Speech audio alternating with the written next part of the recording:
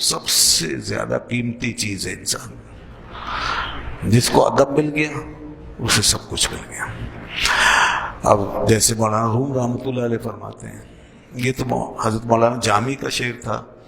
حضرت مولانا روم رحمۃ اللہ علیہ بھی بہت بڑے معلم ہیں دنیا کے، بہت بڑے معلم ہیں دنیا کے، معلموں کے معلم، اور وہ رہبروں کے رہبر، رہنماؤں کے رہنما، ہمارے تمام مرشدوں کے مرشد اعظم، بعد والوں کے امام اعظم، رہبر اعظم، رہنما اعظم، جو کہیں کم ہے. وہ فرماتے ہیں کہ از خدا خواہیم توفیق ادب، از خدا خواہیم توفیق ادب، بے ادب محروم ماند از فضل رب. کہ ہم اللہ سے ادب کی توفیق مانگتے ہیں، ادب مانگتے ہیں، ادب. اے اللہ ہمیں ادب سکھا دے، اس لیے کہ بے ادب محروم ماند از فضل رب، کہ بے ادب جو ہوتا ہے وہ اللہ کے فضل سے محروم رہتا ہے. بے ادب فضل الہی سے محروم ہے. انہوں نے فرمایا تھا ادب تاجست از فضل الہی، کہ ادب ہے ہی فضل الہی کا تاج.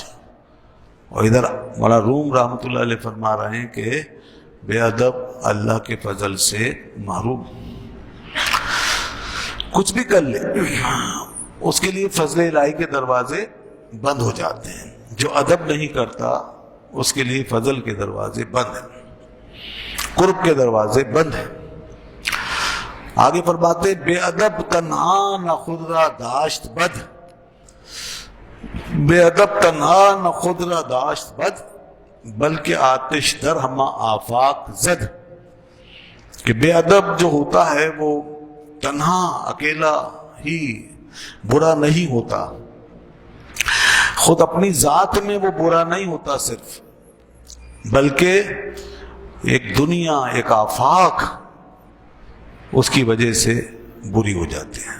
اس کی آگ سب کچھ جلا کے راکھ کر دیتی. درہما آتش درہما آفاق زد، اس کی آگ جو ہے وہ سب کچھ جلا دیتی ہے، پھیل جاتی ہے. تو اس لیے دوستو یہ اتنا اہم معاملہ ہے. یہ بزرگوں کے ہمارے نظریات ہیں ادب کے بارے میں، یہ ان کے خیالات. اگر میں یوں کہوں تو غلط نہیں ہوگا کہ ان بزرگوں نے جو کچھ پایا ہے وہ ادب سے ہی پایا.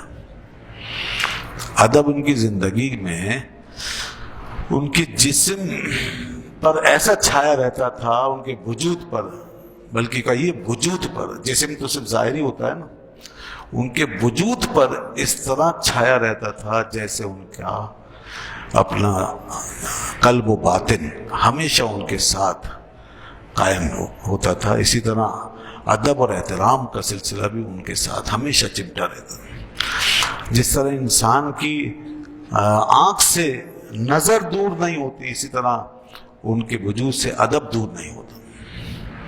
وہ دیکھتے تھے تو ادب تھا، وہ سنتے تھے تو ادب تھا، وہ بیٹھتے تھے تو ادب تھا، کسی سے مخاطب ہوتے تھے تو ادب تھا، ہر چیز میں ادب تھا ان کے. تو ادب کیا چیز ہوتی ہے؟ ادب ایک وجود ہی ہے، پورا ایک کل ہے. ادب کسی رسم کا نام نہیں ہے، ادب کسی فارمیلٹی کا نام نہیں ہے، کسی مخصوص عمل کا نام نہیں ہے، کسی مخصوص پریکٹس کا نام ادب نہیں. پریکٹس، عمل، فنکشن، ہمارا فعل، یہ تو اس کی علامتیں ہیں. ادب جو شروع ہوتا ہے وہ انسان کے اندر سے شروع ہوتا ہے، اس کے باطن سے.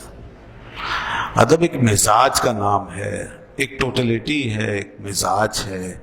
انسان کی سوچ، فکر، خیال، یہ سب کچھ ادب میں ڈھلتا ہے تو پھر اس سے ادب کا اظہار ہوتا ہے. ادب کے لیے کچھ اور چیزیں بھی ضروری ہیں، جیسے حیا. حیا داری ادب کے لیے لازم ملزوم کی حیثیت رکھتی ہے. اگر شرم و حیا ہے تو ادب ہوگا، اور شرم و حیا نہیں ہے تو ادب بھی نہیں ہوگا. جی ہاں، حیا یہ بھی ایک وصف ہے انسان کی. تو اب یہی وجہ ہے کہ جتنے بے حیا ہوتے ہیں وہ ادب سے عاری ہوتے ہیں.